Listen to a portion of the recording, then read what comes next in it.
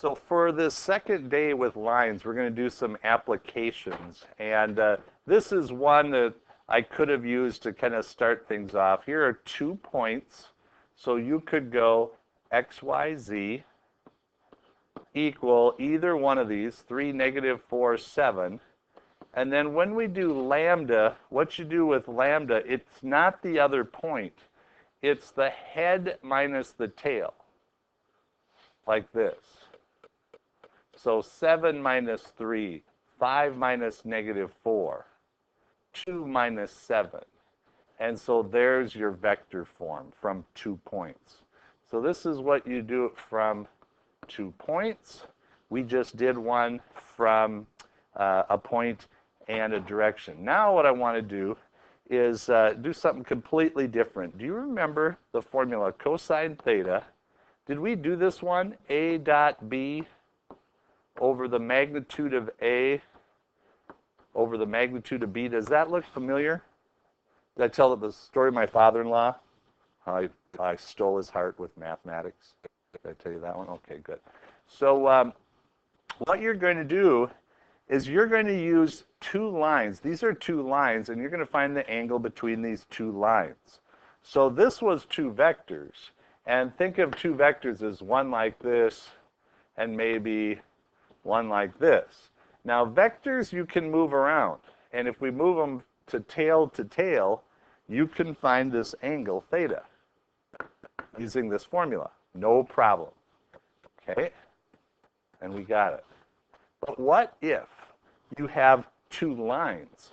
Like this one we'll call the green line, and this one we'll call the blue line. And you want to find the angle between the 2 lines.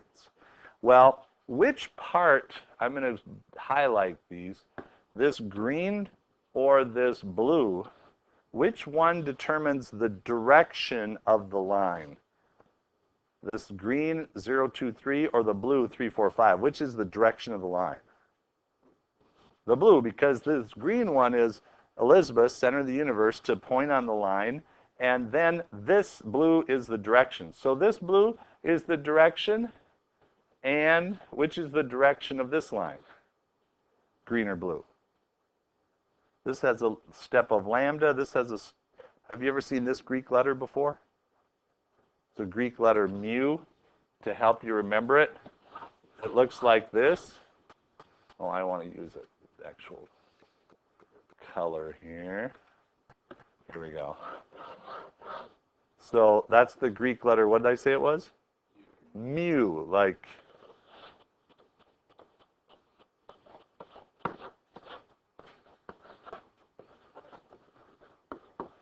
there you go. Mu. It's lame, but you might remember it. All right, so there's mu and there's lambda. We could use A and B, but we're starting to run out of letters, aren't we? So we have 2 different direction vectors. Think of one as, you know, this green direction and one of this blue direction, right? So could we take these direction vectors, move them where we want, and find the angle between them? Yeah. So that's what we're going to do. And we really don't care about the points at all.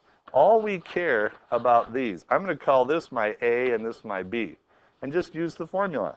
Cosine theta is A dot B, 3, 4, 5, dot B, which is negative 1, 2, 1. Do you remember how to find the magnitude of this?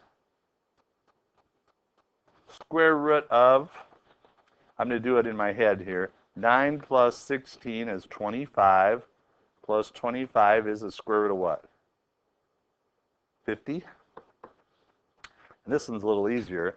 This will be negative 1 squared plus 2 squared plus 1 squared. When I do a dot product, you probably remember this. You go across like this. And then you multiply and add them together. So negative 3 plus 8 plus 5 all over the square root of 50 over the square root of 6. So if you would would you take your calculators? The inverse cosine of 13 minus 3 is 10 over the square root of 300.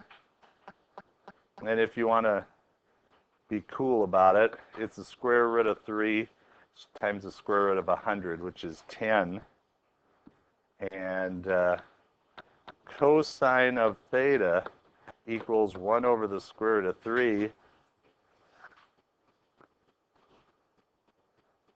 We can find out what that is with your calculator. What is that?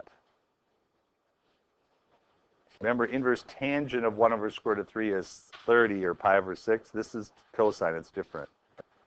I'll need your help on the... Thank you. Anybody second that? 54.7. I like the decimal. And that's the angle between the two vectors and the angle between the two lines. Seem easy? Question on that? All right, there's mu again. All right, we talked about these three different forms. Now we're going to put this into a context. The way that you tell whether two are going to collide or not is to see, what is happening with the time. So before we get to this, it says find the vector equation. This is 2 dimensions. What, Haley, what's the vector equation for this thing? 4 and 5, yep, plus, we'll use t as our step function there. 5 and, perfect. And then what are these equal to? It could be just x and y, yeah, because it'll be different and different. Would you write that, everybody write that down? And essentially what you're doing is you're doing this, aren't you? Times t. Isn't that neat? So that's why parametric is so nice and why we studied it before this. All right, now this is the part that's a little tricky. It says find the speed at any time t. And this is not going to be obvious to most people, but it is going to be to you because what did we say this was? Distance. What did we say this was? If this is time, and each of these has to be distance, the combo of this is distance, this is time, what does this have to be? Speed, yeah. Velocity or speed. Velocity has a vector to it. Speed is just the magnitude. So if we want to know the speed, what you're going to do is find the magnitude of vector 5, 2. You're going to find that magnitude. So it's just going to be the square root of 25 plus 4, which is the square root of 29. That throws people for a loop, but it's not that hard. Make yourself a note. The speed is the magnitude of the direction vector. Now here's my favorite part. Will the object hit a car at point 19, negative 1? So here's your thing again. You have the two that are crossing. Are they going to hit at the same time? We'll see. Turn to your neighbor and see if you can figure out, using this equation, how we're going to find out whether they intersect at the same point in time or not. So what we do is we have this point here, which is x is 19 and y is negative 1. And it's sort of obvious using this parametric here, call this 19 and this negative 1. Now, if 19 equals 4 plus 5t, what can you find? T. So if I subtract 4, I'm going to get 15 equals 5t. What's t equal to? 3. So what it's going to do is, in the x direction, it's going to take 3 seconds for it to get to that point. Now, if they're going to collide, how long should it take the y direction to get to this point? 3 seconds. Let's check it out. So negative 1 equals 5 minus 2t. If you subtract 5, you get negative 6 equals negative 2t. What's t equal to? There it is. So since, take your fingers now, which situation is it if the times in the horizontal and the vertical are the same? They're going to collide. So perfect. So yes, unfortunately, those are going to strike. Now, no big deal going from 2D to 3D. You just add another one. So we could do this and do the whole thing in 3D. So no big surprise there. All right. Now, we're going to try to find the intersection of these lines L1 and L2. Let's see if we can kind of draw them first. So we're going to start at 2, 3. So 1, 2, 3. We're going to start at 2, 3. And then we're going to go forward 2, up 1. Forward 2, up 1. Back 2, down 1. And we'll get a line that'll look, terrible looking line. I can do much better than that.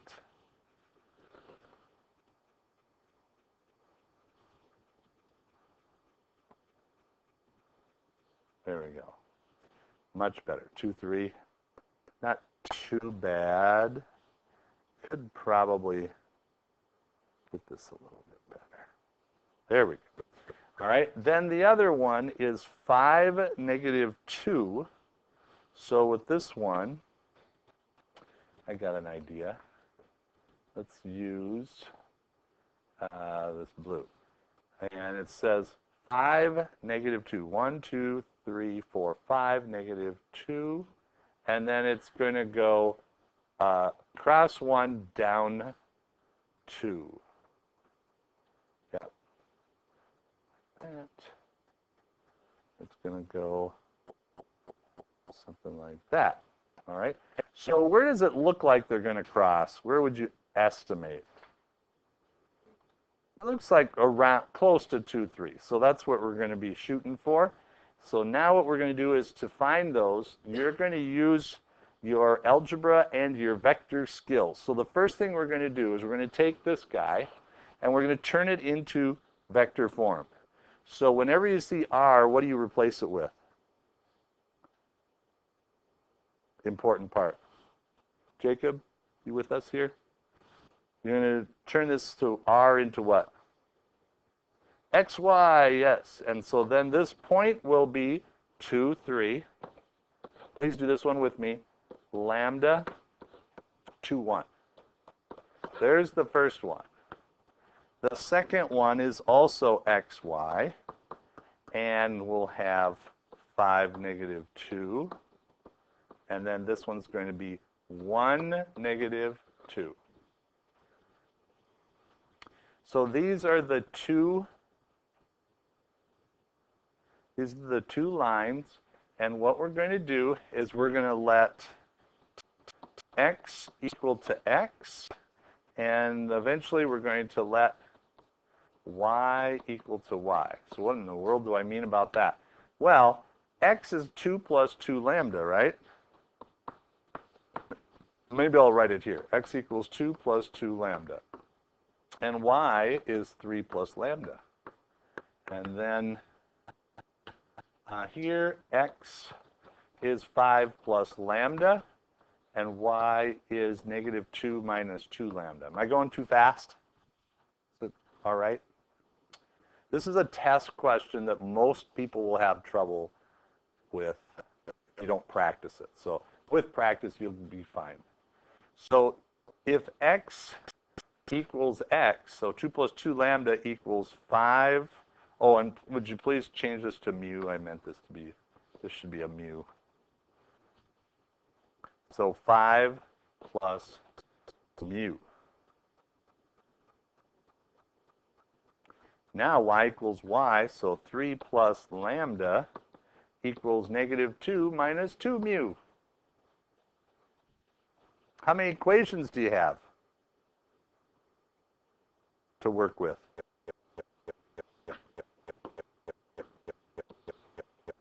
2, right? And then you have 2 variables, mu and lambda. So now we can use our algebra prowess to figure that out.